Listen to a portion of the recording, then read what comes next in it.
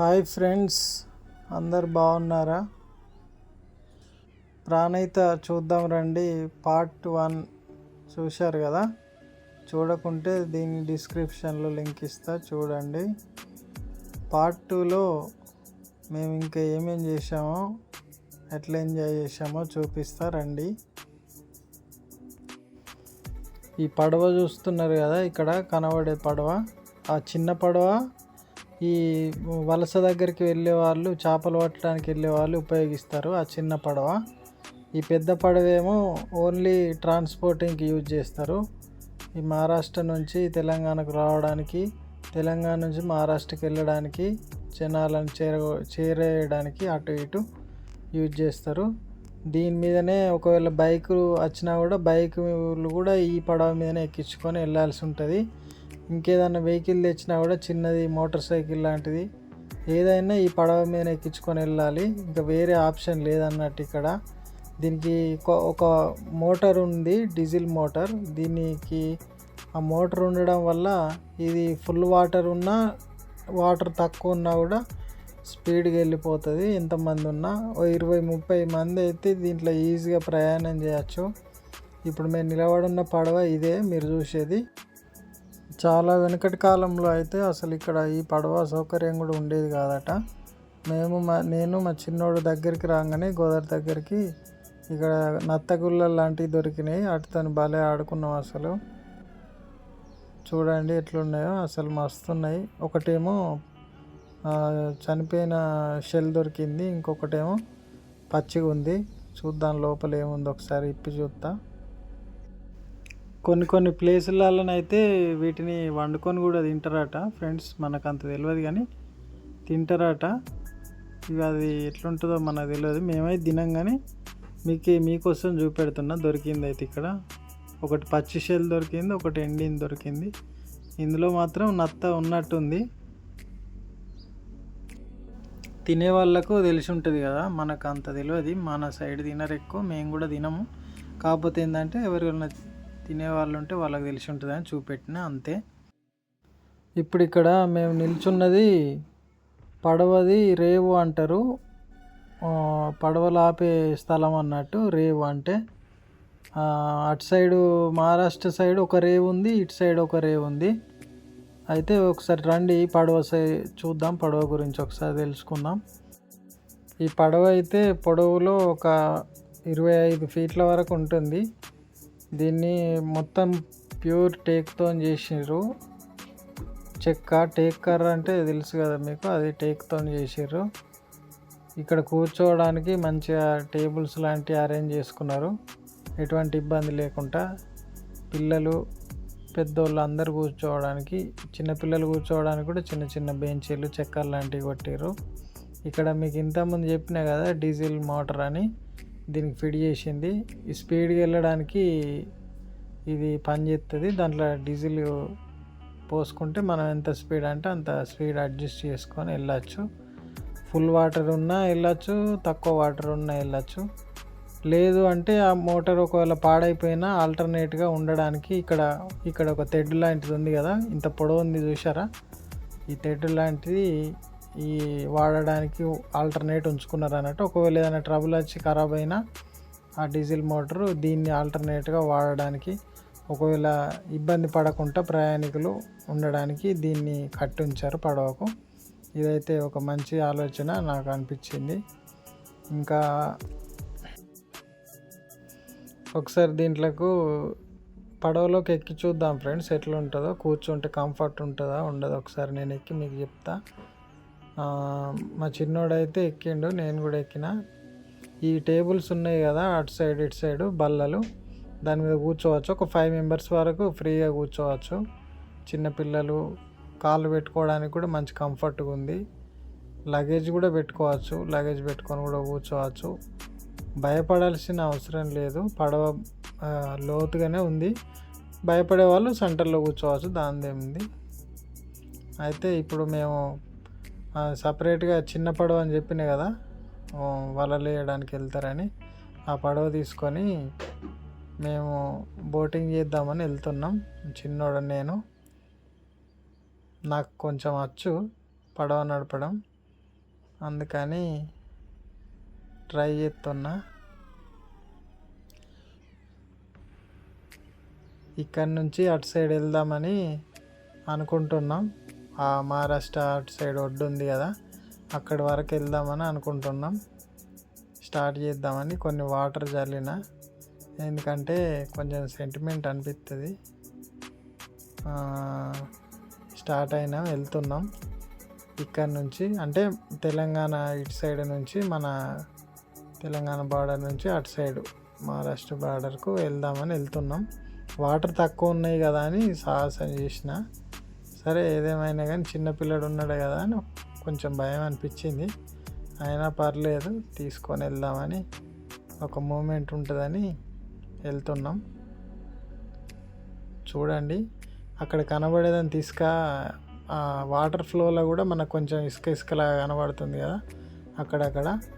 అంటే ఇట్లా కొంచెం ఇది ఎప్పటికీ 24 hours ఎప్పటికీ పారుకుంటూనే ఉంటుంది గోదావరి ప్రాణహిత. అటు సైడ్ మహారాష్ట్ర నుంచి ఇటు సైడ్ కిందికి కాళేశ్వరం దగ్గర కలుస్తుంది కాబట్టి ఇది ఈ గోదావరి ఎప్పటికీ పారుకుంటూనే ఉంటుంది కాళేశ్వరం సైడు.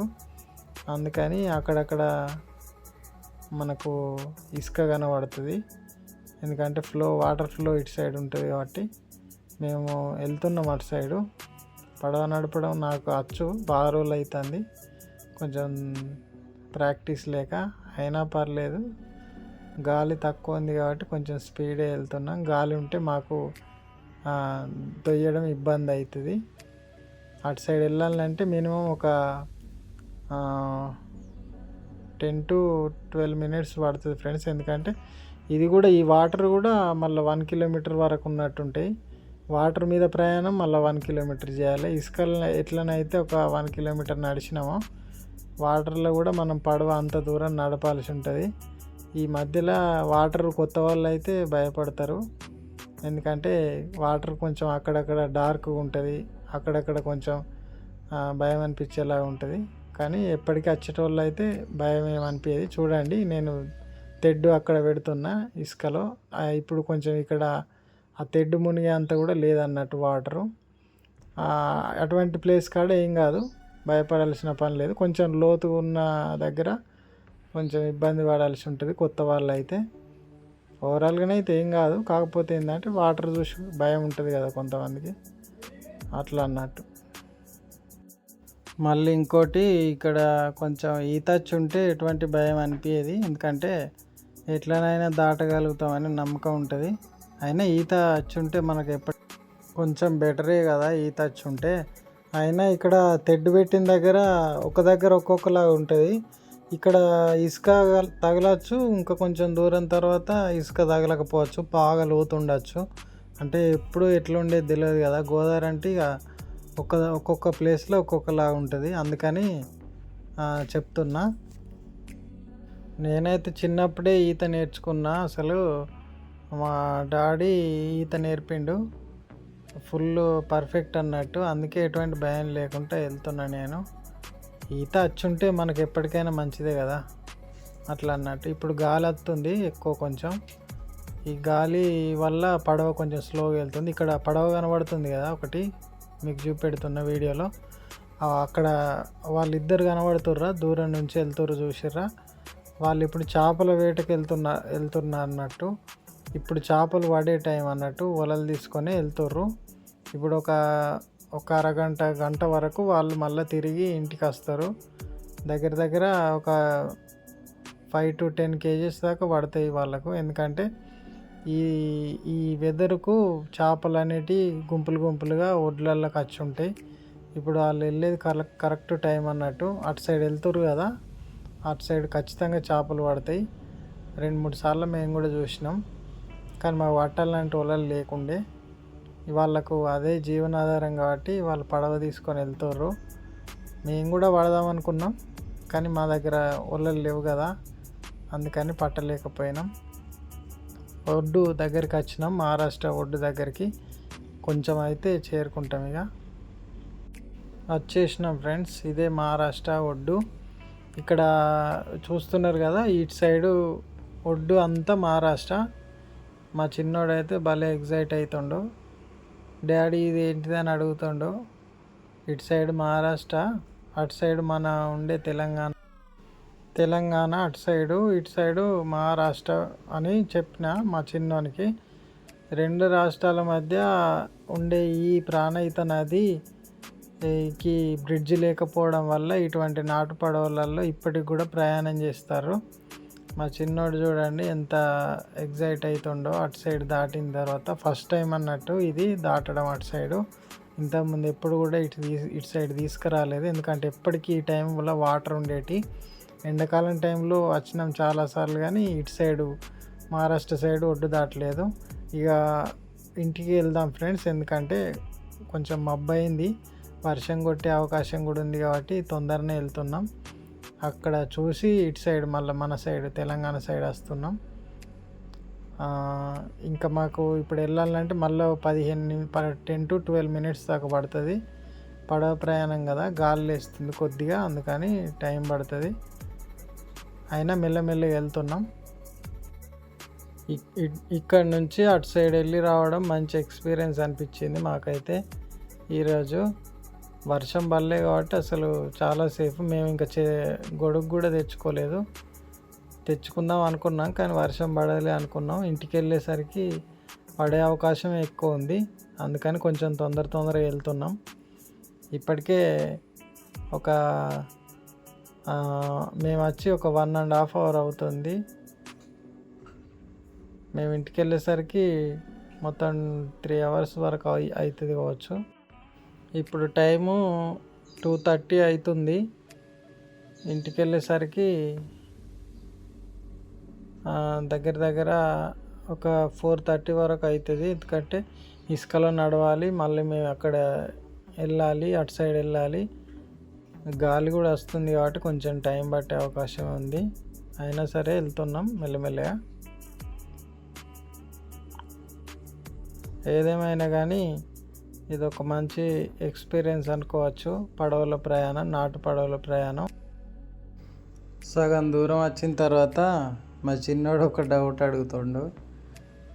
డాడీ నీళ్ళ మీద నడుచుకుంటా పోవచ్చా, మనం పడవ మీద ఎందుకు కూర్చోవాలా అంటుండు. నాకైతే అసలు ఏం చెప్పాలో కూడా అర్థం కాలే. మునిగిపోతాం బిడ్డ అట్లా పోతే అని చెప్పేసిన. చిన్నపిల్లలకు భలే డౌట్లు వస్తాయి అసలు. మొత్తానికైతే ఇటు సైడ్ నుంచి అటు సైడ్ వెళ్ళి రావడానికి మాకు 30 minutes పట్టింది. అసలు భలే అనిపించింది. వాటర్ పైన ఆ వెదరు దగ్గరికి వచ్చేసినాం. మనం ఎక్కడి నుంచి అయితే స్టార్ట్ అయినామో అక్కడికి వచ్చేసినాం. ఇంటికి వెళ్దామని ఇసుకలో దిగినాం, ఇక వెళ్తున్నాం. అసలు ఈరోజు మొత్తం ఫుల్ డే మొత్తం ఇట్లా గడిచిపోయింది. మా చిన్నోనికి స్కూల్ ఉండే, కానీ యాక్చువల్గా ఈరోజు పంపించలేదు. ఇటు సైడే వెళ్దామని, గోదావరి సైడు. చిన్నోనికి కూడా కొంచెం రిలీఫ్ ఉంటుందని వెళ్తున్నాం ఇంటికి. అసలు మా చిన్నోడు ఫుల్ ఇటు సైడు అటు సైడు ఇసుకలా నడిచిండు. అసలు కాళ్ళు నొయ్యలే కావచ్చు, కాళ్ళు నొత్తున్నాయని కూడా అనలేదు. మేము పార్క్ చేసిన స్కూటీ దగ్గరికి వెళ్తున్నాం. ఇప్పుడు వెళ్ళాలంటే ఈ ఒడ్డు ఎక్కి వెళ్ళాలి. ఆల్రెడీ మబ్బు అయింది, చుట్టూ చూడండి వెదర్ ఎట్లా చేంజ్ అయిందో. పోంగా కొంచెం ఎండ ఉండే, కానీ ఇప్పుడు ఇక వర్షం పడేలాగా ఉందని తొందరగా వచ్చేసినాం. ఇంటికి వెళ్ళేసరికి మేబీ వర్షం పడవచ్చు, ఎందుకంటే అట్లా మబ్బు అయింది. ఈ వీడియో ఇంతే ఫ్రెండ్స్. మీకు నచ్చితే లైక్ చేయండి, షేర్ చేయండి, సబ్స్క్రైబ్ చేయండి. Thank you for your support. Thank you for your watching. Thank you all.